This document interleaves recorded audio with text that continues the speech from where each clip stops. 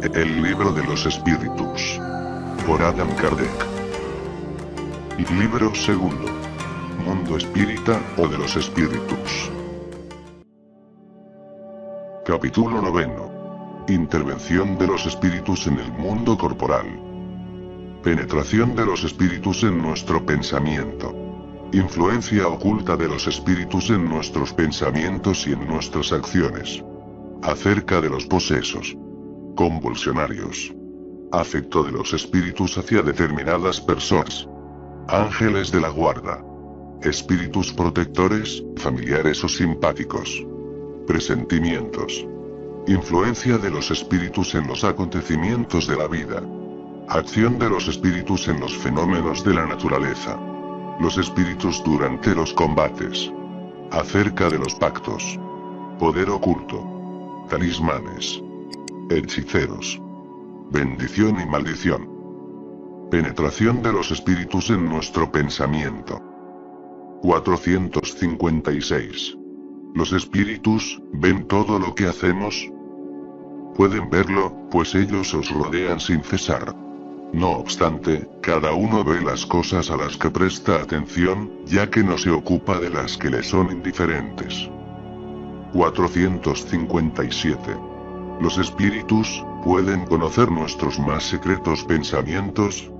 A menudo conocen hasta lo que querríais ocultaros a vosotros mismos. Ante ellos no podéis disimular vuestros actos ni vuestros pensamientos. 457. Según esto, parecería más fácil ocultarle algo a una persona viva que a esa misma persona después de su muerte. Sin duda, y cuando vosotros creéis estar bien ocultos, muchas veces tenéis a vuestro lado una multitud de espíritus que os ven. 458. ¿Qué piensan de nosotros los espíritus que están alrededor nuestro y nos observan? Eso depende. Los espíritus traviesos se ríen de las pequeñas molestias que os ocasionan y se burlan de vuestra impaciencia. Los espíritus serios se compadecen de vosotros por vuestros defectos, y tratan de ayudaros. Influencia oculta de los espíritus en nuestros pensamientos y en nuestras acciones. 459. ¿Los espíritus influyen en nuestros pensamientos y en nuestras acciones?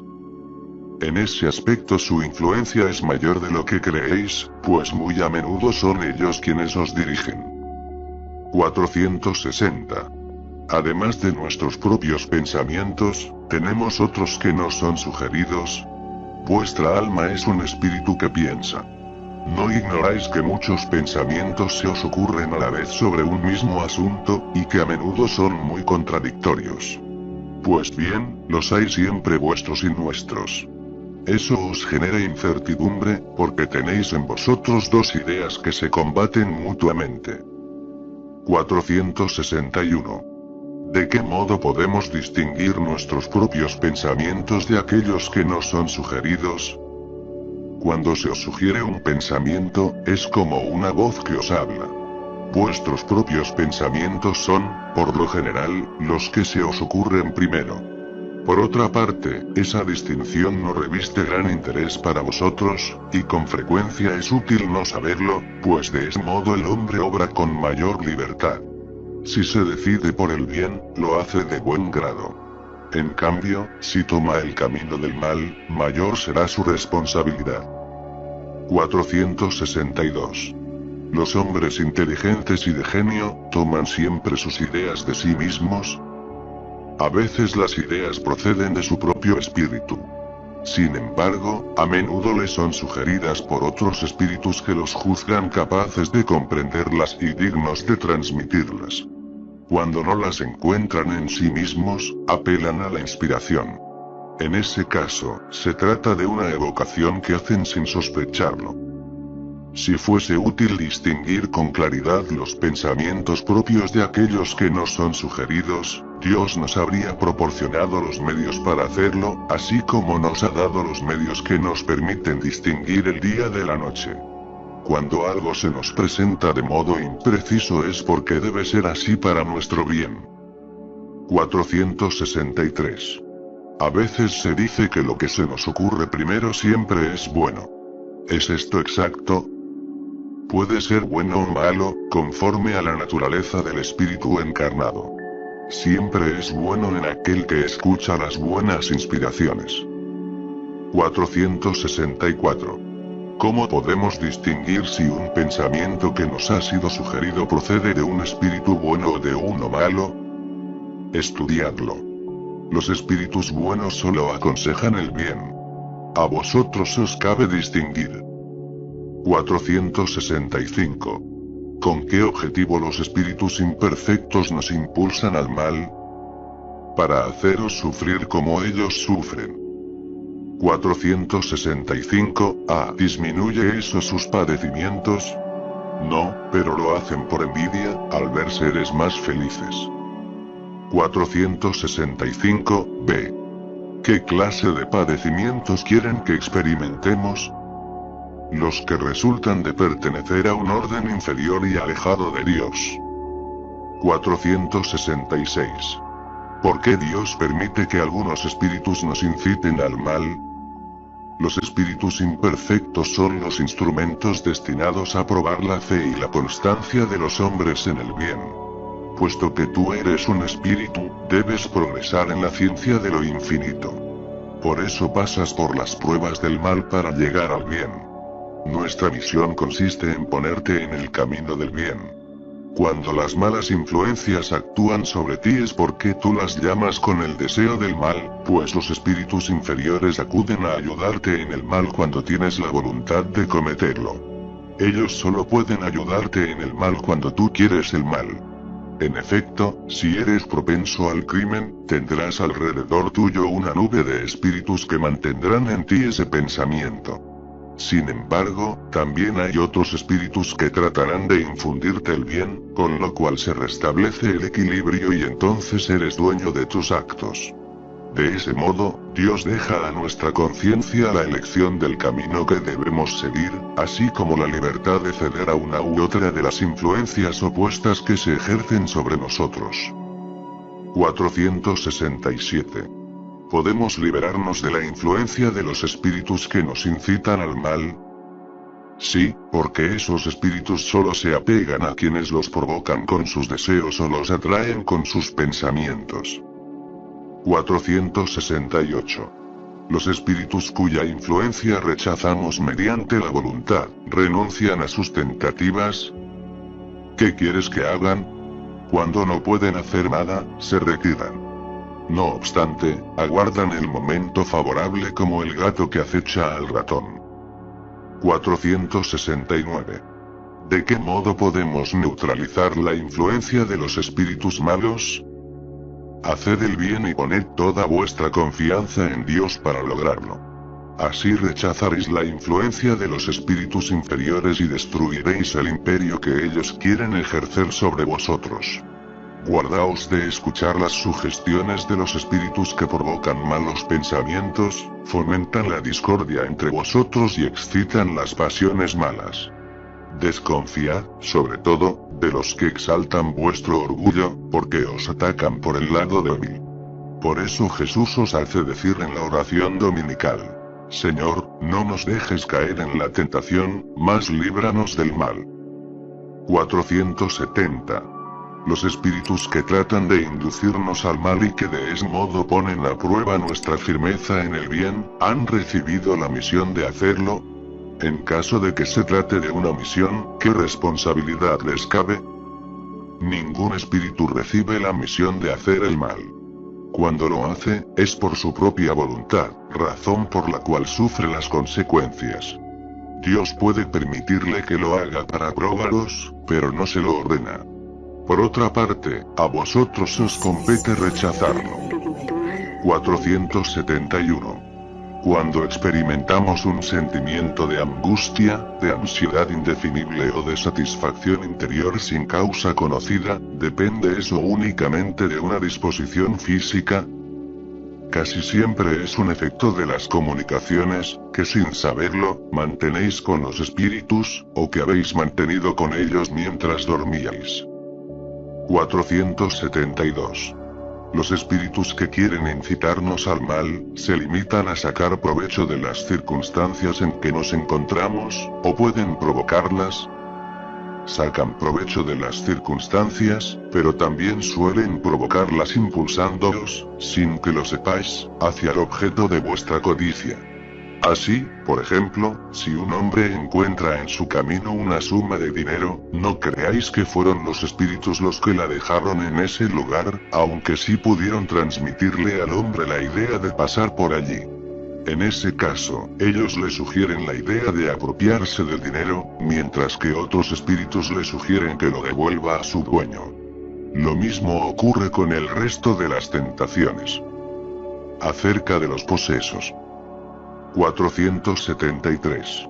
Un espíritu puede revestirse momentáneamente con la envoltura de una persona viva, es decir, introducirse en un cuerpo animado y obrar en lugar del espíritu que se encuentra encarnado en él. El espíritu no entra en un cuerpo como lo haces tú en una casa. Se asimila con un espíritu encarnado que tiene los mismos defectos y las mismas cualidades que él, para obrar conjuntamente. No obstante, siempre es el espíritu encarnado el que obra como quiere sobre la materia de que está revestido. Un espíritu no puede sustituir a otro que se encuentra encarnado, porque el espíritu y el cuerpo están unidos hasta la hora señalada para el término de la existencia material. 474. Si no hay posesión propiamente dicha, es decir, cohabitación de dos espíritus en un mismo cuerpo, puede el alma encontrarse bajo la dependencia de otro espíritu, de manera que sea subyugada o obsesionada por él, a tal punto que su voluntad se vea en cierto modo paralizada. Sí, y esos son los verdaderos posesos. No obstante, debes saber que esa dominación nunca se ejerce sin la participación del que la sufre, ya sea por su debilidad, o bien por su deseo. Con frecuencia se ha tomado por posesos a epilépticos o a locos que tenían más necesidad de un médico que de un exorcismo. La palabra poseso, en su acepción común, supone la existencia de demonios, es decir, de una categoría de seres de naturaleza maligna, así como la cohabitación de uno de esos seres con el alma de un individuo, en el cuerpo de éste. Puesto que los demonios no existen en ese sentido, y que dos espíritus no pueden habitar simultáneamente en el mismo cuerpo, se sigue de ahí que tampoco existen los posesos conforme a la idea que se vincula con dicho término. La palabra poseso solo debe entenderse en el sentido de la dependencia absoluta en que puede encontrarse el alma en relación con espíritus imperfectos que la subyugan. 475. ¿Puede uno, por sí mismo, alejar a los espíritus malos y liberarse de su dominación? Siempre se puede sacudir un yugo cuando se tiene la firme voluntad de hacerlo. 476. Puede suceder que la fascinación ejercida por el espíritu malo sea tal, que la persona subyugada no se percate de ello. En ese caso, ¿puede una tercera persona poner término a la sujeción?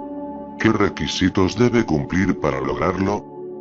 Si es un hombre de bien, su voluntad puede ayudar recurriendo a la asistencia de los espíritus buenos, pues cuanto más hombre de bien se es, tanto más poder se tiene sobre los espíritus imperfectos para alejarlos, y sobre los buenos para atraerlos. Con todo, ese hombre sería impotente si el subyugado no colabora. Hay personas que se complacen en una dependencia que halaga sus gustos y deseos. En todos los casos, aquel cuyo corazón no es puro no puede ejercer ninguna influencia. Los espíritus buenos lo ignoran y los malos no le temen. 477. ¿Las fórmulas de exorcismo tienen alguna eficacia contra los espíritus malos? No. Cuando esos espíritus ven que alguien toma esas fórmulas en serio, se ríen de él y se obstinan. 478. Algunas personas se hallan animadas por buenas intenciones, y no por eso dejan de estar obsesas. ¿Cuál es el mejor medio de liberarse de los espíritus obsesores? Agotar su paciencia, no tener en cuenta para nada sus sugestiones, mostrarles que pierden el tiempo. En ese caso, cuando ven que no tienen nada que hacer, se van. 479. La oración es un medio eficaz para curar la obsesión. La oración es un auxilio poderoso en todo. No obstante, debéis saber que no basta con murmurar algunas palabras para obtener lo que se desea. Dios asiste a los que actúan, y no a los que se limitan a pedir. Es preciso, pues, que el obseso haga por su parte lo necesario para destruir en sí mismo la causa que atrae a los espíritus malos. Véase el libro de los Mediums, capítulo acerca de la obsesión. 480. ¿Qué hay que pensar de la expulsión de los demonios de que se habla en el Evangelio? Depende de la interpretación. Si llamáis demonio a un espíritu malo que subyuga a un individuo, cuando su influencia sea destruida habrá sido expulsado realmente. Si atribuís una enfermedad al demonio, cuando os hayáis curado de la enfermedad diréis también que habéis expulsado al demonio. Una misma cosa puede ser verdadera o falsa, conforme al sentido que se atribuya a las palabras. Las verdades más grandes pueden parecer absurdas cuando solo se mira la forma y se toma la alegoría por la realidad. Comprended bien esto y retenedlo, pues es de aplicación general. Convulsionarios. 481. Los espíritus desempeñan un papel en los fenómenos que se producen en los individuos a quienes se designa con el nombre de convulsionarios. Sí, un papel muy importante, así como el magnetismo, que es su causa principal. Sin embargo, el charlatanismo con frecuencia ha explotado y exagerado esos efectos, lo que ha hecho que queden en ridículo. 481. ¿De qué naturaleza son, por lo general, los espíritus que participan en ese tipo de fenómenos? Poco elevados. ¿Creéis que los espíritus superiores se divierten con semejantes cosas? 482. ¿De qué modo el estado normal de los convulsionarios y los crisíacos puede desarrollarse de súbito en toda una población? Efecto simpático. Las disposiciones morales se comunican con mucha facilidad en determinados casos. No desconocéis tanto los efectos magnéticos como para no comprender esto. Así como la parte que en dichos efectos deben tomar algunos espíritus, por simpatía hacia quienes los provocan. Entre las facultades extrañas que se observan en los convulsionarios se reconocen fácilmente aquellas acerca de las cuales el sonambulismo y el magnetismo ofrecen numerosos ejemplos. Tales son, entre otras, la insensibilidad física, la lectura del pensamiento, la transmisión simpática de los dolores, etc. No se puede dudar pues, de que esos crisíacos se encuentran en una especie de estado de sonambulismo despierto, provocado por la influencia recíproca que ejercen entre ellos. Aunque no se den cuenta, son a la vez magnetizadores y magnetizados. 483. ¿Cuál es la causa de la insensibilidad física que se observa en algunos convulsionarios, así como en otros individuos sometidos a las más atroces torturas? En algunos es un efecto exclusivamente magnético, que actúa sobre el sistema nervioso de la misma manera que determinadas sustancias. En otros, la exaltación del pensamiento embota la sensibilidad, porque la vida parece haberse retirado del cuerpo para concentrarse en el espíritu. ¿No sabéis que cuando el espíritu está sumamente preocupado por algo, el cuerpo no siente, no ve ni escucha nada? La exaltación fanática y el entusiasmo suelen ofrecer, en los suplicios, el ejemplo de una calma y una sangre fría que no podrían sobreponerse a un dolor agudo, si no se admitiera que la sensibilidad se encuentra neutralizada por una especie de efecto anestésico. Se sabe que en el ardor del combate con frecuencia no se advierte que se ha sufrido una herida grave, mientras que en las circunstancias ordinarias un rasguño nos hace estremecer. Dado que esos fenómenos dependen de una causa física y de la acción de determinados espíritus, cabe preguntarnos cómo ha podido depender de la autoridad el hacerlos cesar en ciertos casos. La razón es simple. En tales casos la acción de los espíritus solo es secundaria, y ellos no hacen más que aprovechar una disposición natural. La autoridad no suprimió esa disposición, sino la causa que la mantenía y la exaltaba. De activa que era, la convirtió en latente. Y tenía razón de obrar así, porque de ahí resultaban abusos y escándalos. Se sabe, por lo demás, que esa intervención resulta impotente cuando la acción de los espíritus es directa y espontánea. Afecto de los espíritus hacia determinadas personas. 484. Los espíritus profesan un afecto preferencial hacia determinadas personas. Los espíritus buenos simpatizan con los hombres de bien o con los que son susceptibles de mejorar. Los espíritus inferiores, con los hombres viciosos o con los que pueden llegar a serlo. De ahí su apego, efecto de la semejanza de las sensaciones. 485. El afecto de los espíritus hacia determinadas personas, ¿es exclusivamente moral? El afecto verdadero no tiene nada de carnal. Sin embargo, cuando un espíritu se apega a una persona, no siempre lo hace por afecto, pues en eso puede mezclarse un recuerdo de las pasiones humanas. 486. Los espíritus se interesan por nuestras desdichas y por nuestra prosperidad. Los que nos quieren bien, se afligen por los males que experimentamos en la vida. Los espíritus buenos hacen todo el bien que les es posible y se sienten felices por vuestras alegrías. Se afligen por vuestros males cuando no los soportáis con resignación, porque en tal caso esos males no os reportan ningún beneficio, ya que procedéis como el enfermo que rechaza el brebaje amargo que habrá de curarlo. 487. ¿Cuál de nuestros males aflige más a los espíritus? ¿El mal físico o el moral? Vuestro egoísmo y vuestra dureza de corazón. De ahí deriva todo. Ellos se ríen, en cambio, de esos males imaginarios que nacen del orgullo y de la ambición, así como se regocijan por aquellos males cuyo efecto es abreviar vuestro período de prueba. Como los espíritus saben que la vida corporal es transitoria y que las tribulaciones que la acompañan son medios para llegar a un estado mejor, se afligen más por las causas morales que nos alejan de ese estado que por los males físicos, que solo son pasajeros. Los espíritus se preocupan poco por las desdichas que afectan solamente a nuestras ideas mundanas, así como nosotros lo hacemos por las pueriles congojas de los niños. El espíritu que ve en las aflicciones de la vida un medio para nuestro adelanto, considera tales aflicciones como la crisis momentánea que habrá de salvar al enfermo. Se compadece de nuestros padecimientos, de la misma manera que nosotros nos compadecemos de los de un amigo.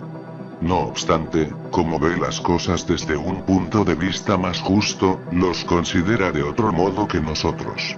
Mientras que los espíritus buenos fortalecen nuestro ánimo en favor de nuestro porvenir, los otros, para comprometerlo, nos incitan a la desesperación. 488. Los parientes y amigos que nos precedieron en el regreso a la otra vida, ¿tienen por nosotros más simpatía que los espíritus que nos son extraños? Sin duda, y a menudo os protegen como espíritus, según su poder. 488. ¿Son ellos sensibles al afecto que les profesamos? Muy sensibles. Con todo, se olvidan de quienes se olvidaron de ellos. Ángeles de la guarda. Espíritus protectores, familiares o simpáticos. 489. ¿Hay espíritus que se apegan a un individuo en particular, para protegerlo? Sí, el hermano espiritual. Es el que llamáis espíritu bueno o genio bueno. 490. ¿Qué se debe entender por ángel de la guarda? El espíritu protector de un orden elevado. 491. ¿Cuál es la misión del espíritu protector? La de un padre para con sus hijos. Conducir a su protegido por el camino del bien, ayudarlo con sus consejos, consolarlo en las aflicciones, sostener su valor en las pruebas de la vida. 492.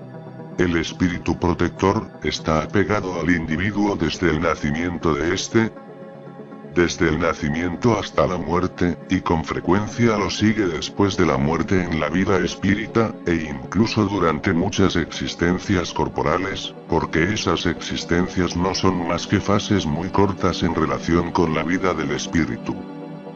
493. La misión del espíritu protector, ¿es voluntaria o obligatoria? El espíritu está obligado a velar por vosotros porque aceptó esa tarea, pero puede elegir a los seres que le son simpáticos. Para algunos es un placer. Para otros, una misión o un deber. 493. Al dedicarse a una sola persona, ¿renuncia el espíritu a proteger a otros individuos? No, pero lo hace de una manera menos exclusiva. 494. El espíritu protector, ¿está fatalmente apegado al ser cuya guarda se le confió? Suele suceder que determinados espíritus abandonan su posición para cumplir diversas misiones. Sin embargo, en ese caso, otros los sustituyen. 495. El espíritu protector, abandona de veces a su protegido, cuando éste se muestra rebelde a sus advertencias. Se aleja cuando ve en su protegido que los consejos que le da son inútiles, y que es más fuerte la voluntad de sufrir la influencia de los espíritus inferiores. Pero nunca lo abandona por completo y siempre se hace escuchar. En ese caso es el hombre quien cierra sus oídos. El espíritu protector vuelve tan pronto como se lo llama. Hay una doctrina que, por su encanto y su dulzura, debería convertir a los más incrédulos. La doctrina de los ángeles de la guarda. Pensar que siempre tenéis cerca a seres que son superiores a vosotros. Que siempre están allí para aconsejaros y sosteneros, para ayudaros a escalar la escarpada montaña del bien. Que son amigos más seguros y abnegados que las amistades más íntimas que alguien podría tener en esta tierra. ¿No es esa una idea muy consoladora? Esos seres se encuentran allí por orden de Dios. Él los ha puesto cerca de vosotros y allí permanecen por amor a Él, cumpliendo a vuestro lado una bella aunque penosa misión. En efecto, donde quiera que estéis, el ángel de la guarda estará con vosotros. Cárceles, hospitales, antros del vicio, soledad. Nada os separa de ese amigo al que no podéis ver, pero cuyos más tiernos impulsos y sabios consejos siente y escucha vuestra alma. ¿Por qué no conocéis mejor esta verdad? ¿Cuántas veces os ayudaría en los momentos de crisis? ¿Cuántas veces os salvaría de los espíritus malos? Con todo, en el día supremo, este ángel del bien tendrá que deciros con frecuencia. ¿Acaso no te lo aconsejé? Pero no lo hiciste. ¿No te señalé el abismo? Pero te precipitaste en él. ¿No te hice escuchar en tu conciencia la voz de la verdad? Pero preferiste seguir los consejos de la mentira. Interrogad a vuestros ángeles de la guarda. Estableced entre ellos y vosotros esa tierna intimidad que reina entre los mejores amigos. No penséis en ocultarles nada, pues ellos tienen la vista de Dios y no podéis engañarlos. Pensad en el porvenir, tratad de avanzar en esta vida, y así vuestras pruebas serán más cortas, y vuestras existencias más dichosas. Vamos hombres, tened valor. Arrojad lejos, de una vez por todas, los prejuicios y las segundas intenciones. Emprended el nuevo camino que se abre ante vosotros. Adelante, adelante. Tenéis guías. Seguidlos. No os faltará la meta, pues esa meta es el propio Dios. A los que crean que es imposible para espíritus realmente elevados entregarse a una tarea tan laboriosa e incesante, les diremos que nosotros influimos en vuestras almas aunque nos encontremos a muchos millones de leguas de vosotros. Para nosotros el espacio no es nada. Y aunque vivamos en otro mundo, nuestros espíritus mantienen su relación con el vuestro. Gozamos de cualidades que vosotros no podéis comprender. No obstante, tened la certeza de que Dios no nos ha impuesto una tarea que exceda nuestras fuerzas, y que no os ha dejado solos en la tierra sin amigos ni sostén. Cada ángel de la guarda tiene su protegido por el cual vela, como un padre vela por su hijo. Se alegra cuando lo ve en el camino del bien. En cambio, se lamenta cuando desprecia sus consejos. No temáis cansarnos con vuestras preguntas. Por el contrario, permaneced siempre en relación con nosotros. De ese modo seréis más fuertes y dichosos. Son esas comunicaciones de cada hombre con su espíritu familiar las que convierten en mediums a todos los hombres, mediums ignorados en la actualidad, pero que se manifestarán más tarde y se derramarán como un océano sin límites, para rechazar la incredulidad y la ignorancia. Hombres instruidos. Instruid. Hombres talentosos. Educad a vuestros hermanos. No os imagináis la obra que realizáis de ese modo. La obra de Cristo, la que Dios os impone. ¿Para qué Dios os ha concedido la inteligencia y la ciencia, si no es para que hagáis partícipes de ellas a vuestros hermanos, a fin de hacerlos avanzar en la senda de la felicidad y de la dicha eterna? San Luis. San Agustín. La doctrina de los ángeles de la guarda, que velan por sus protegidos a pesar de la distancia que separa los mundos, no tiene nada que deba sorprender. Por el contrario, es grande y sublime. ¿Acaso no vemos en la tierra a un padre que vela por su hijo, y aunque esté lejos de él, lo ayuda con sus consejos por correspondencia? Así pues, ¿qué habría de asombroso en el hecho de que los espíritus pudieran guiar a aquellos a quienes toman bajo su protección, de un mundo a otro, puesto que para ellos la distancia que separa los mundos es menor que la que en la Tierra separa los continentes? No disponen ellos, además, del fluido universal que entrelaza todos los mundos y los vuelve solidarios. Vehículo inmenso de la transmisión de los pensamientos, así como el aire es para nosotros el vehículo de la transmisión del sonido. 496. Dado que el espíritu que abandona a su protegido ya no le hace bien, puede hacerle mal. Los espíritus buenos nunca hacen mal. Dejan que lo hagan los que toman su lugar. En ese caso, vosotros acusáis a la suerte por las desgracias que os agobian, cuando en realidad la falta es vuestra. 497. El espíritu protector, ¿puede dejar a su protegido a merced de un espíritu que quiera hacerle mal? Los espíritus malos se unen para neutralizar la acción de los buenos. No obstante, si el protegido lo quiere, contará con toda la fuerza de su espíritu bueno. Tal vez el espíritu bueno encuentre a alguien de buena voluntad en otra parte, de modo que aprovechará esa oportunidad para ayudarlo, mientras aguarda el momento de regresar junto a su protegido. 498. Cuando el espíritu protector permite que su protegido se extravíe en la vida, ¿sucede eso porque es impotente para luchar contra espíritus malévolos? No es porque no puede, sino porque no quiere. De ese modo, su protegido sale de las pruebas más perfecto e instruido. Lo asiste con sus consejos mediante los pensamientos buenos que le sugiere, pero que lamentablemente no siempre son escuchados. La debilidad, la indiferencia o el orgullo del hombre son los que dan fortaleza a los espíritus malos. Su poder sobre vosotros procede tan solo del hecho de que no les oponéis resistencia. 499. El espíritu protector está constantemente con su protegido. No hay alguna circunstancia en que, sin abandonarlo, lo pierda de vista. Hay circunstancias en que la presencia del espíritu protector junto a su protegido no es necesaria. 500.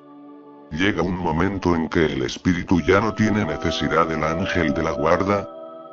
Sí, cuando ha alcanzado el grado en que puede guiarse a sí mismo, así como llega un momento en que el escolar ya no tiene necesidad del maestro.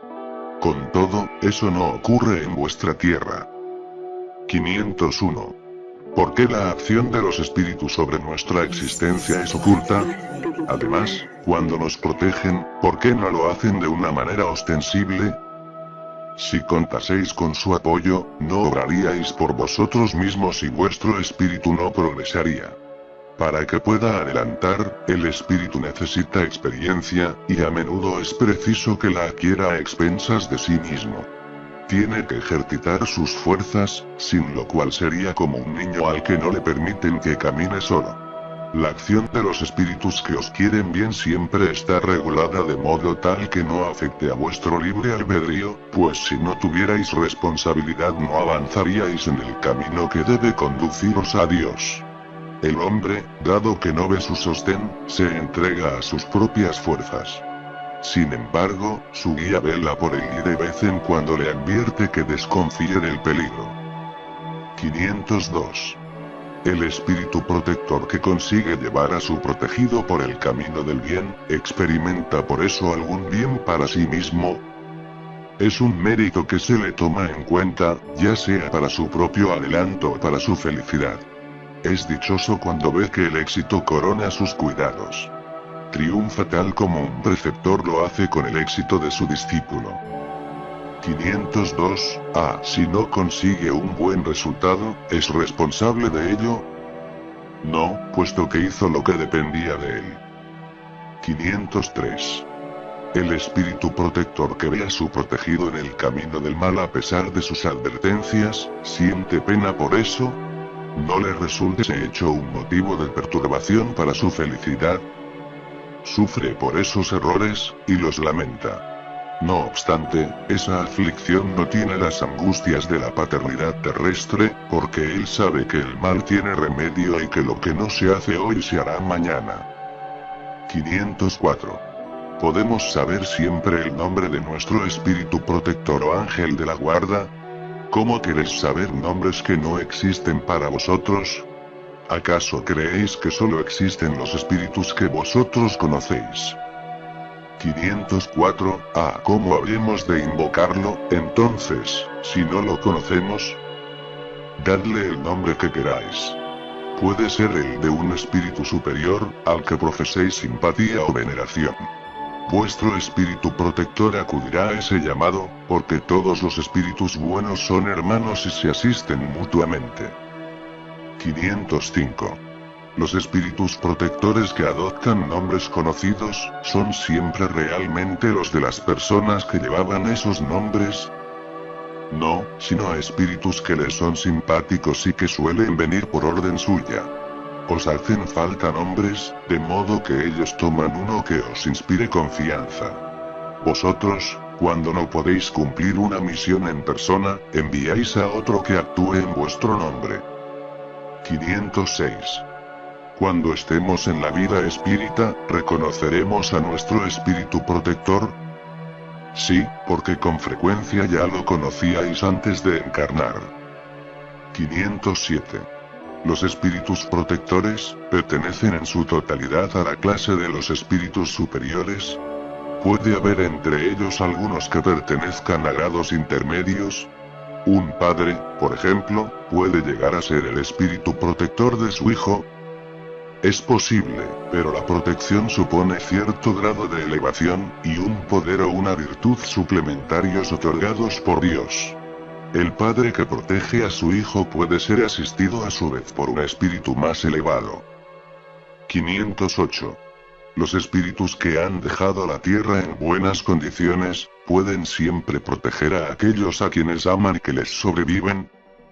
Su poder está restringido en mayor o menor medida.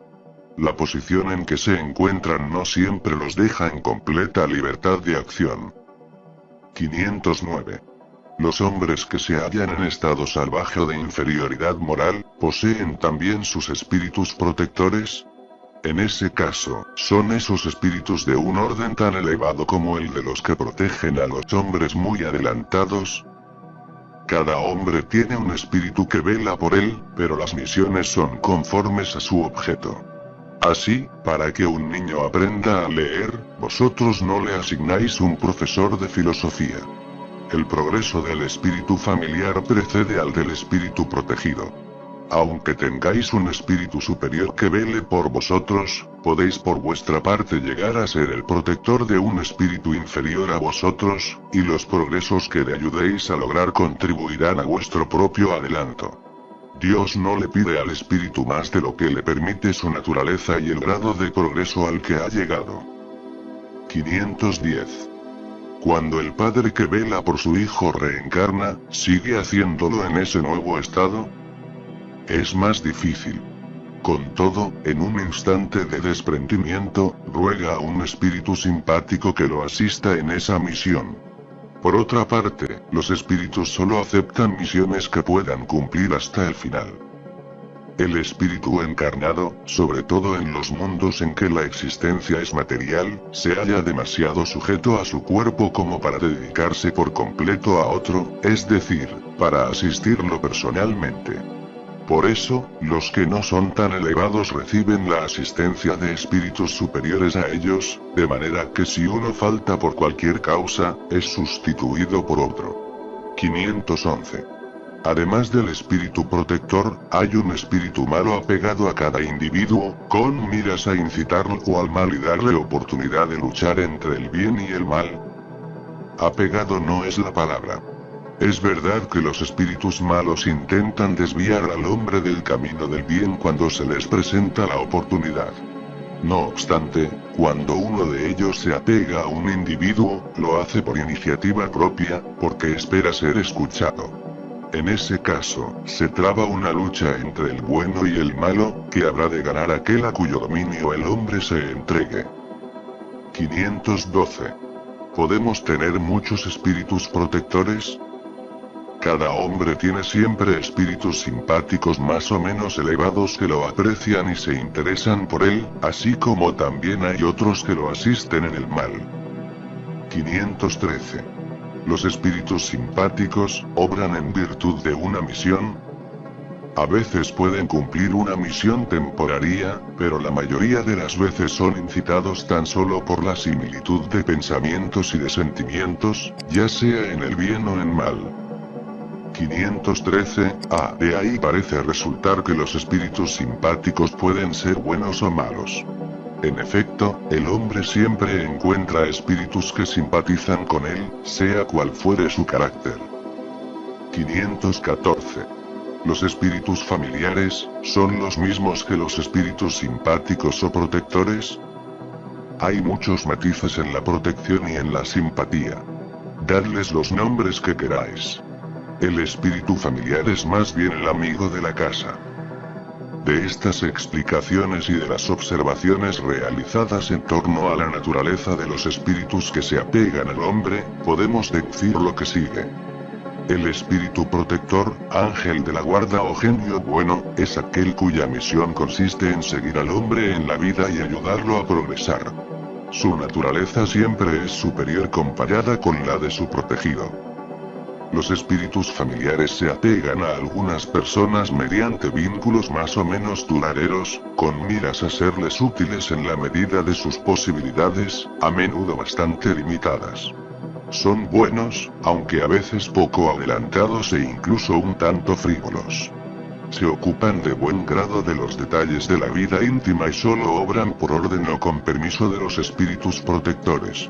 Los espíritus simpáticos son aquellos que se sienten atraídos por nosotros con motivo de afectos particulares y de cierta semejanza de gustos y sentimientos, ya sea en el bien o en el mal. La duración de sus relaciones casi siempre se encuentra subordinada a las circunstancias. El genio malo es un espíritu imperfecto o perverso, que se apega al hombre con miras a desviarlo del bien. Sin embargo, obra por iniciativa propia y no en virtud de una misión. Su tenacidad depende de la mayor o menor facilidad de acceso que encuentre. El hombre siempre es libre de escuchar su voz o de rechazarla. 515. ¿Qué debemos pensar de esas personas que parecen apegarse a ciertos individuos para llevarlos fatalmente a la perdición, o bien para guiarlos por el camino del bien? De hecho, algunas personas ejercen sobre otras una especie de fascinación que parece irresistible. Cuando eso sucede para el mal, se trata de espíritus malos que se sirven de otros espíritus malos para subyugar mejor. Dios puede permitirlo para probaros. 516. Nuestro genio bueno y nuestro genio malo, podrían encarnar para acompañarnos en la vida de una manera más directa. Eso sucede a veces. Pero a menudo también encargan esa misión a otros espíritus encarnados que les son simpáticos. 517. ¿Hay espíritus que se apegan a una familia entera para protegerla? Algunos espíritus se apegan a los miembros de una misma familia que viven juntos y se hallan unidos por el afecto. Con todo, no creáis en la existencia de espíritus protectores del orgullo de las razas. 518.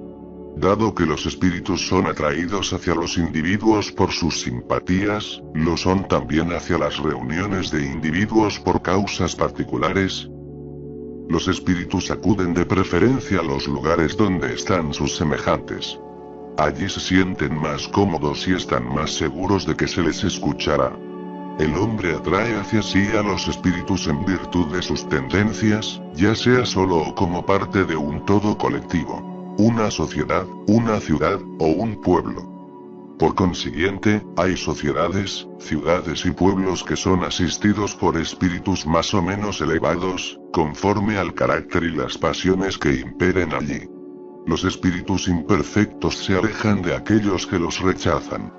De ahí resulta que el perfeccionamiento moral de un todo colectivo, así como el de los individuos, tiende a alejar a los espíritus malos y atraer a los buenos.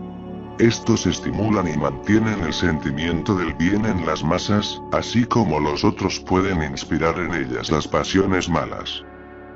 519. Las aglomeraciones de individuos, tales como las sociedades, las ciudades y las naciones, ¿tienen sus espíritus protectores especiales? Sí, porque esas reuniones son individualidades colectivas que avanzan con un objetivo común y que tienen necesidad de una dirección superior. 520. Los espíritus protectores de las masas, son de una naturaleza más elevada que los espíritus que se apegan a los individuos. Todo es conforme al grado de adelanto, tanto de las masas como de los individuos. 521. Algunos espíritus, pueden contribuir al progreso de las artes mediante la protección de quienes se ocupan de ellas. Hay espíritus protectores especiales que asisten a quienes los invocan, cuando los juzgan dignos de recibir esa asistencia. No obstante, ¿qué queréis que hagan con los que creen ser lo que no son? No pueden hacer que los ciegos vean, ni que los sordos oigan. Los antiguos habían hecho de esos espíritus divinidades especiales. Las musas no eran otras que la personificación alegórica de los espíritus protectores de las ciencias y las artes. Del mismo modo, los antiguos designaban con los nombres de lares y penates a los espíritus protectores de la familia. Entre los modernos, las artes, las distintas industrias, las ciudades y las regiones tienen también sus patronos o protectores, que solo son espíritus superiores, aunque con otros nombres.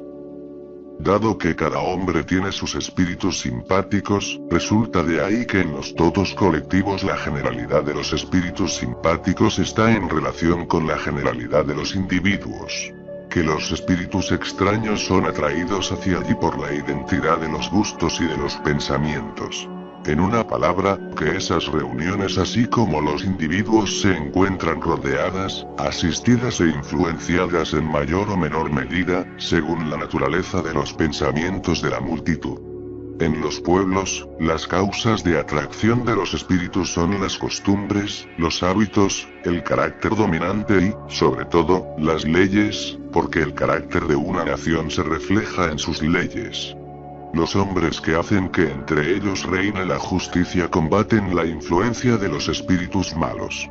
En cualquier parte donde las leyes consagran las cosas injustas, contrarias a la humanidad, los espíritus buenos están en minoría.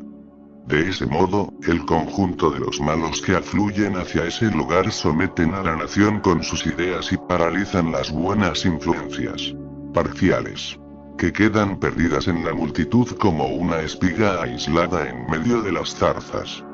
Por consiguiente, al estudiar las costumbres de los pueblos, o de cualquier reunión de hombres, es fácil formarse una idea de la población oculta que se inmiscuye en sus pensamientos y en sus acciones. Presentimientos.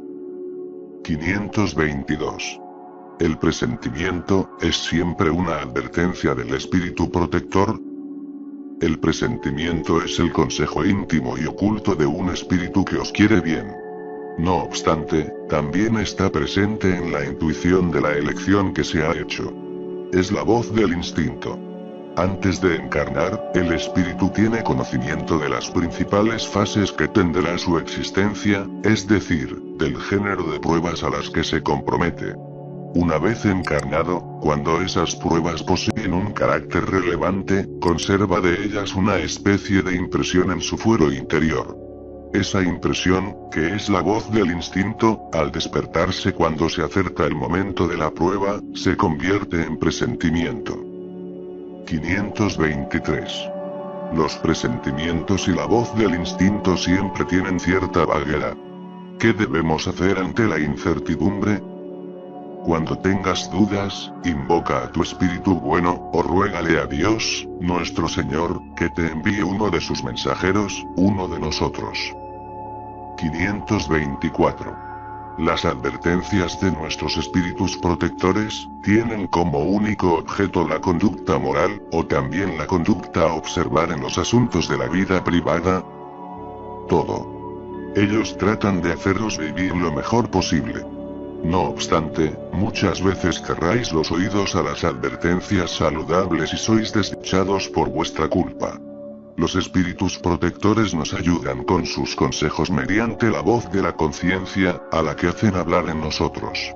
Sin embargo, como no siempre concedemos a la conciencia la importancia necesaria, los espíritus nos dan esos consejos de modo más directo, para lo cual se sirven de las personas que nos rodean. Examine cada uno las diversas circunstancias, felices o desdichadas, de su vida, y verá que en muchas ocasiones ha recibido consejos que no siempre aprovechó, y que le habrían evitado bastantes disgustos si los hubiese escuchado. Influencia de los espíritus en los acontecimientos de la vida. 525. ¿Los espíritus ejercen alguna influencia sobre los acontecimientos de la vida? Con toda seguridad, puesto que te aconsejan. 525. Ejercen esa influencia de otro modo que por medio de los pensamientos que sugieren. Es decir, tienen una acción directa en el cumplimiento de las cosas. Sí, pero nunca obran fuera de las leyes de la naturaleza. Nos imaginamos, sin motivo alguno, que la acción de los espíritus solo debe manifestarse mediante fenómenos extraordinarios.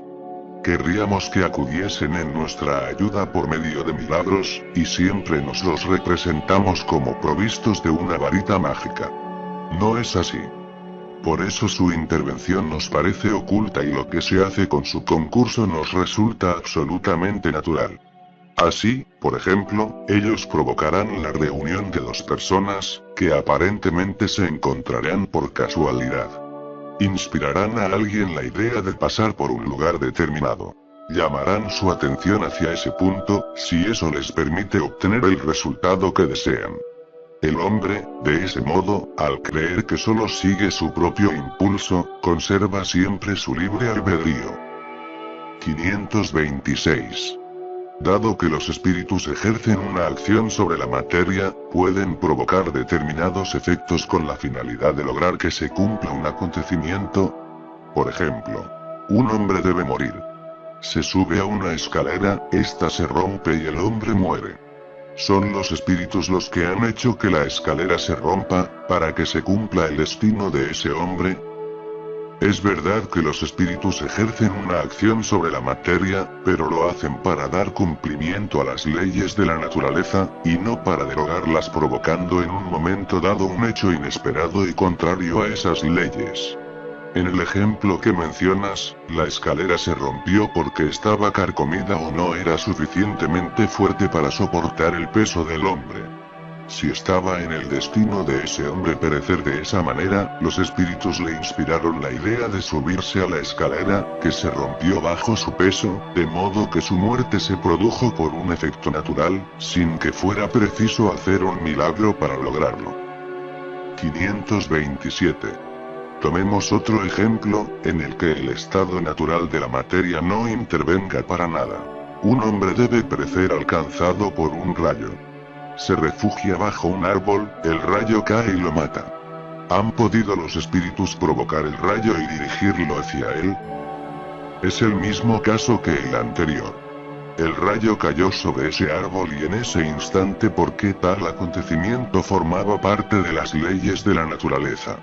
No cayó sobre el árbol porque el hombre se encontraba debajo, sino que se inspiró al hombre la idea de refugiarse bajo el árbol donde el rayo caería.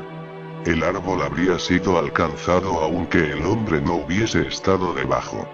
528. Un hombre malintencionado arroja contra alguien un proyectil que lo roza sin lastimarlo. ¿Pudo un espíritu benévolo haber desviado el proyectil? Si el individuo no debe ser lastimado, el espíritu benévolo le inspirará la idea de hacerse a un lado, o podrá influir en el agresor para que apunte mal. El proyectil, una vez arrojado, sigue la trayectoria que debe recorrer. 529. ¿Qué debemos pensar acerca de las balas encantadas que son el tema de algunas leyendas, y que alcanzan fatalmente el blanco? Pura imaginación. El hombre admira lo maravilloso, pero no se contenta con las maravillas de la naturaleza. 529. Los espíritus que dirigen los acontecimientos de la vida, pueden ser contrarrestados por espíritus que quieran lo opuesto. Debe ser lo que Dios quiera. Si hay un retraso o un impedimento, es por su voluntad. 530. Los espíritus frívolos y burlones, pueden provocar esos pequeños inconvenientes que se oponen a nuestros proyectos y nos hacen cambiar el rumbo. En una palabra, son ellos los autores de lo que comúnmente se denomina las pequeñas miserias de la vida humana. Ellos se complacen en esas interferencias, que para vosotros son pruebas, a fin de haceros ejercitar la paciencia. Pero se cansan cuando descubren que no tienen éxito. Con todo, no sería justo ni correcto hacerlos responsables de vuestras equivocaciones, cuyos principales artífices sois vosotros mismos, a causa de vuestra precipitación. Créeme que, si se te rompe la vajilla, eso se debe más a tu descuido que a la acción de los espíritus. 530. Los espíritus que provocan interferencias, obran como consecuencia de una animosidad personal, o bien agreden al primero que aparece, sin un motivo determinado y solo por malicia. Ambas cosas. A veces son enemigos que habéis hecho en esta vida o en otra y que os persiguen. Otras veces no hay ningún motivo. 531. La malevolencia de los seres que nos han hecho mal en la tierra, se extingue junto con su vida corporal. A menudo esos seres reconocen su injusticia y el mal que os han hecho. Aunque muchas veces también os persiguen con su animosidad, si Dios lo permite, para continuar poniéndoos a prueba. 531. ¿Se puede poner término a esa persecución? ¿De qué modo? Sí, se puede orar por ellos. Al devolverles bien por mal, terminan por comprender sus errores. Además, si sabéis poneros por encima de sus maquinaciones, dejan de perseguiros, pues descubren que con eso no ganan nada. La experiencia demuestra que algunos espíritus os persiguen con su venganza de una existencia a otra, y que al modo el hombre expía, tarde o temprano, los errores que ha podido cometer en perjuicio de otro. 532. Los espíritus, tienen el poder de apartar los males que acosan a algunas personas, así como de atraer hacia ellas la prosperidad. No del todo, porque hay males que forman parte de los designios de la providencia. No obstante, los espíritus alivian vuestros dolores dándoos paciencia y resignación. Sabed, además, que con frecuencia depende de vosotros el apartar esos males, o al menos atenuarlos. Dios os ha dado la inteligencia para que os sirváis de ella, y principalmente por esa vía los espíritus acuden en vuestro auxilio, pues os sugieren pensamientos propicios. Con todo, solo ayudan a los que saben ayudarse a sí mismos. Tal es el sentido de estas palabras. Buscad y encontraréis. Llamad y se os abrirá. Sabed más aún. Lo que os parece un mal, no siempre lo es. Muchas veces de ese mal habrá de resultar un bien mayor. Esto es algo que vosotros no comprendéis, porque solo pensáis en el momento presente o en vuestra propia persona. 533. Los espíritus pueden hacer que obtengamos los dones de la fortuna, si se los pedimos. A veces, como prueba. Aunque casi siempre se niegan, así como se le niega a un niño un pedido imprudente. 533. Los que conceden ese tipo de favores, ¿son los espíritus buenos o los malos? Ambos. Depende de la intención. No obstante, con más frecuencia son los espíritus que quieren arrastraros al mal, pues para lograrlo encuentran un medio fácil en los goces que proporciona la fortuna.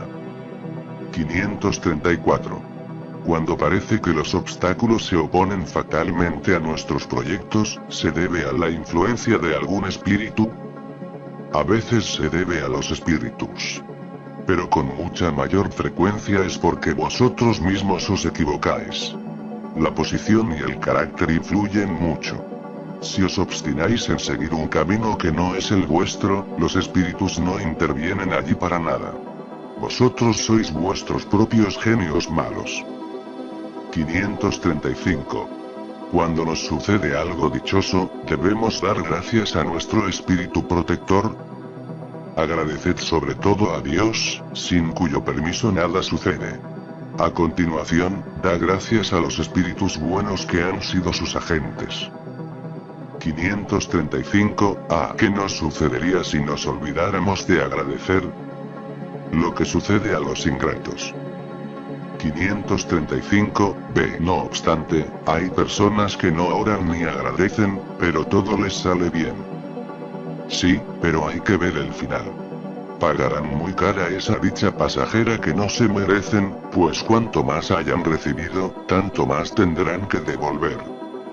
Acción de los espíritus en los fenómenos de la naturaleza. 536. Los grandes fenómenos de la naturaleza, aquellos que se consideran una perturbación de los elementos, ¿se deben a causas fortuitas o tienen un objetivo providencial? Todo tiene su razón de ser. Nada ocurre sin el permiso de Dios. 536. Esos fenómenos, siempre tienen al hombre por objeto.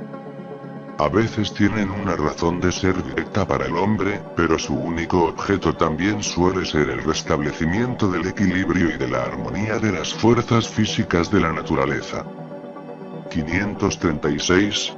Comprendemos plenamente que la voluntad de Dios sea la causa primera, en esta como en todas las cosas. Sin embargo, como sabemos que los espíritus ejercen una acción sobre la materia y son los agentes de la voluntad de Dios, preguntamos si algunos de ellos no ejercerán una influencia sobre los elementos para agitarlos, calmarlos o dirigirlos. Es evidente. No puede ser de otro modo. Dios no se entrega a una acción directa sobre la materia. Sus agentes se dedican a eso, en todos los grados de la escala de los mundos. 537. La mitología de los antiguos se basa por completo en las ideas espíritas, con la diferencia de que ellos consideraban a los espíritus como divinidades. Ahora bien, representaban a esos dioses o espíritus con atribuciones especiales.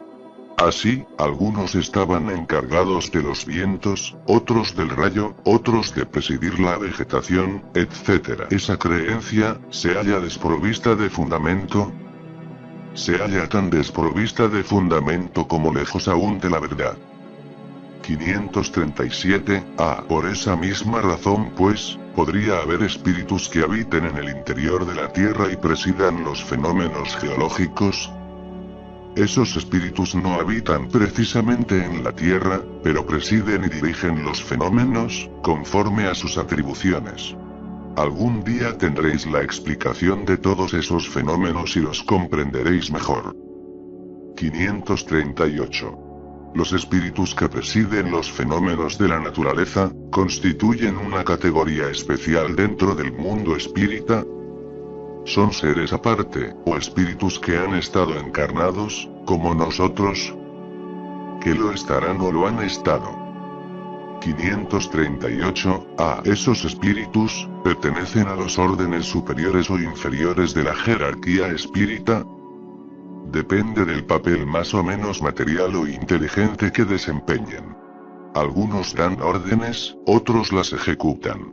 Los que llevan a cabo las cosas materiales son siempre de un orden inferior, ya sea entre los espíritus como entre los hombres. 539. En la producción de determinados fenómenos. Las tempestades, por ejemplo, actúa un solo espíritu, o ellos se reúnen en masas innumerables. 540. Los espíritus que ejercen una acción sobre los fenómenos de la naturaleza, obran con conocimiento de causa, en virtud de su libre albedrío, o por un impulso instintivo y reflexivo. Algunos sí, otros no. Haré una comparación. Figúrate esas miríadas de animales que poco a poco hacen salir del mar islas y archipiélagos. ¿Crees que no hay en eso un objetivo providencial, y que esa transformación de la superficie del globo no es necesaria para la armonía general? Con todo, no son más que animales del último grado los que llevan a cabo esas cosas, mientras proveen a sus necesidades, y sin sospechar que son instrumentos de Dios. Pues bien, del mismo modo, los espíritus más atrasados son útiles al conjunto. Mientras se ejercitan para la vida, antes de tener plena conciencia de sus actos y de su libre albedrío, obran sobre determinados fenómenos, cuyos agentes son sin saberlo. Primero, ejecutan. Más tarde, cuando su inteligencia se encuentre más desarrollada, darán órdenes y dirigirán las cosas del mundo material. Más tarde aún, podrán dirigir las cosas del mundo moral. Así, todo sirve, todo se eslabona en la naturaleza, desde el átomo primitivo hasta el arcángel, pues él mismo comenzó en un átomo. Admirable ley de armonía, cuyo conjunto vuestro espíritu limitado no puede captar aún. Los espíritus durante los combates. 541. En una batalla, hay espíritus que asisten y sostienen a cada bando. Sí, y estimulan su valor. Así, en otros tiempos, los antiguos representaban a sus dioses a favor de tal o cual pueblo. Esos dioses no eran otra cosa que espíritus representados mediante figuras alegóricas. 542. En una guerra, la justicia siempre está de un solo lado. ¿Cómo puede ser que haya espíritus a favor del bando que no tiene razón? Sabéis que hay espíritus que solo buscan la discordia y la destrucción. Para ellos, la guerra es la guerra. La justicia de la causa les afecta poco. 543. Algunos espíritus pueden influir en un general cuando éste concibe los planes de campaña. Sin ninguna duda. Los espíritus pueden influir en esa concepción así como en cualquier otra. 544. Los espíritus malos, ¿podrían sugerirle planes equivocados para que sea derrotado? Sí. ¿Pero acaso el general no tiene libre albedrío? Si su juicio no le permite distinguir una idea acertada de otra falsa, sufrirá las consecuencias de ello. En vez de dar órdenes, sería mejor que obedeciera. 545. El general puede ser guiado a veces por una especie de doble vista, una vista intuitiva que le muestre por anticipado el resultado de sus planes. Eso ocurre con frecuencia en el hombre de genio. Es lo que él llama inspiración, y hace que obre con una especie de certeza. Esa inspiración le llega de los espíritus que lo dirigen y que aprovechan las facultades de que está dotado. 546. En el tumulto del combate, ¿qué sucede con los espíritus de los que sucumben? ¿Siguen interesados en la batalla, aún después de la muerte? Algunos se interesan, otros se alejan. En los combates ocurre lo mismo que en todos los casos de muerte violenta. En el primer momento, el espíritu está sorprendido y como aturdido. No cree haber muerto. Le parece que todavía participa en la acción. Solo poco a poco se le presenta la realidad. 547. Los espíritus que combatían unos contra otros cuando estaban vivos, una vez muertos, se reconocen como enemigos y continúan batiéndose con furor. El espíritu, en esos momentos, nunca se mantiene sereno. Al principio sigue resentido, e incluso puede querer perseguir a su enemigo. No obstante, cuando sus ideas se aclaran comprende que su animosidad ya no tiene objeto, aunque todavía podrá conservar vestigios de ella, cuya intensidad dependerá de su carácter. 547, A. ¿Percibe aún el fragor de las armas? Sí, perfectamente. 548. El espíritu que asiste con serenidad a un combate, como espectador, es testigo de la separación del alma y el cuerpo. ¿Cómo se le presenta ese fenómeno? Hay pocas muertes completamente instantáneas. La mayoría de las veces, el espíritu, cuyo cuerpo acaba de ser herido mortalmente, no tiene al principio conciencia de lo que le sucedió. Solo cuando el espíritu comienza a reconocerse podemos distinguir que se mueve junto al cadáver. Eso parece tan natural, que la vista del cuerpo muerto no produce ningún efecto desagradable. Dado que toda la vida se traslada hacia el espíritu, solo él llama la atención. Con él conversamos o a él le damos órdenes. Acerca de los pactos. 549. ¿Hay algo de cierto en los pactos con los espíritus malos? No, esos pactos no existen, sino una naturaleza maligna que simpatiza con espíritus malos. Por ejemplo, tú quieres atormentar a tu vecino y no sabes cómo hacerlo. Entonces llamas a espíritus inferiores que, al igual que tú, solo quieren el mal. De ese modo, para ayudarte, ellos pretenden que tú les sirvas en sus malos propósitos. Sin embargo, no se sigue de ahí que tu vecino no pueda desembarazarse a esos espíritus mediante una conjuración contraria y por medio de su voluntad. Cuando alguien quiere cometer una mala acción, por el solo hecho de desearla llama a los espíritus malos para que lo ayuden. De ese modo, queda obligado a servirlos, tal como ellos lo hacen con él, porque ellos también lo necesitan para el mal que quieren hacer. El pacto solo consiste en eso.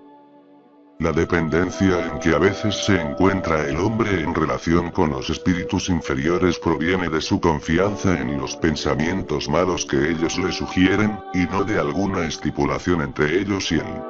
El pacto, en el sentido vulgar que se atribuye a esa palabra, constituye una alegoría que describe a una naturaleza maligna que simpatiza con espíritus malos. 550. ¿Qué sentido tienen las leyendas fantásticas según las cuales determinados individuos habrían vendido su alma a Satán, para obtener de él ciertos favores? Todas las fábulas contienen una enseñanza y un sentido moral. Vuestro error consiste en tomarlas al pie de la letra. La que nos ocupa es una alegoría que puede explicarse así. Quien llama en su ayuda a los espíritus para obtener de ellos los dones de la fortuna o cualquier otro favor, manifiesta sus quejas a la providencia y renuncia a la misión que ha recibido y a las pruebas que debe sufrir en la tierra. Además, padecerá las consecuencias de ello en la vida futura. Esto no quiere decir que su alma quede para siempre condenada a la desdicha, pero dado que en lugar de desprenderse de la materia se hunde en ella cada vez más, las alegrías de que haya gozado en la tierra no habrá de tenerlas en el mundo de los espíritus. Así será hasta que se haya redimido mediante nuevas pruebas, tal vez mayores y aún más penosas. A través de su apego a los goces materiales el hombre se pone bajo la dependencia de los espíritus impuros. se trata de un pacto tácito entre ellos y él, que lo conduce a la perdición, aunque siempre le resulta fácil de romper con la asistencia de los espíritus buenos, si tiene la firme voluntad de hacerlo. Poder oculto. Talismanes. Hechiceros. 551. Un hombre malvado, con la ayuda de un espíritu malo que lo sirva, puede hacer mal a su prójimo. No. Dios no lo permitiría. 552. ¿Qué pensar de la creencia en el poder que tendrían algunas personas para hechizar? Algunas personas tienen un poder magnético muy grande, del que pueden hacer mal uso si su propio espíritu es malo. En ese caso, otros espíritus malos pueden secundarlas. Sin embargo, no creáis en ese supuesto poder mágico, que solo se encuentra en la imaginación de los supersticiosos, los cuales ignoran las verdaderas leyes de la naturaleza. Los hechos que se citan son hechos naturales mal observados, y principalmente, mal comprendidos. 553. ¿Cuál puede ser el efecto de las fórmulas y prácticas con cuya ayuda algunas personas pretenden disponer de la voluntad de los espíritus? El efecto consiste en hacer el ridículo, si obran de buena fe. En caso contrario, se trata de bribones que merecen un castigo. Todas las fórmulas son un engaño. No existe ninguna palabra sacramental, ningún signo cabalístico o talismán que ejerza algún tipo de acción sobre los espíritus, pues estos solo son atraídos por el pensamiento y no por las cosas materiales. 553. Algunos espíritus, ¿no han dictado a veces fórmulas cabalísticas? Sí, tenéis espíritus que os indican signos o palabras extravagantes, o que os prescriben determinados actos con cuya ayuda hacéis lo que llamáis conjuros. Con todo, no os quepa la menor duda de que son espíritus que se burlan de vosotros y abusan de vuestra credulidad. 554.